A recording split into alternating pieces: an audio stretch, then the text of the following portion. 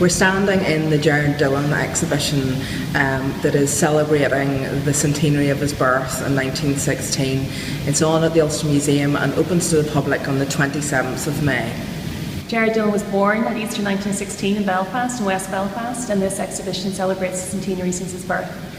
It's a small exhibition and it really looks at some of Dillon's main works and his influences, which include his early life in Belfast, where he lived in the city centre, and there's lovely images of young girls playing and that sort of thing. Then he was great friends with the artist Nana Reid in Drogheda, and so he was very influenced by medieval carving and architecture at Mellifont and Munster Boyce, and we have a number of images which relate to that.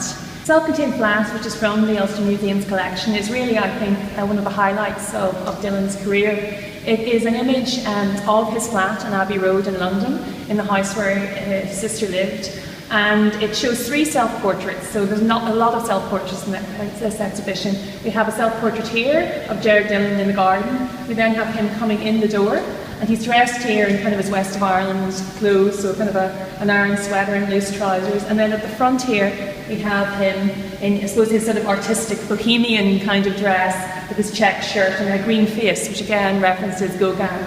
We also have a lot of pictures on the wall. We have a religious sculpture here, statues, so I suppose these are all his different influences. Then the figure on the bed is actually a direct quote from a Gauguin painting, and this painting has been related to Dillon's sexuality and sort of an expression, I suppose, of the different aspects of his personality.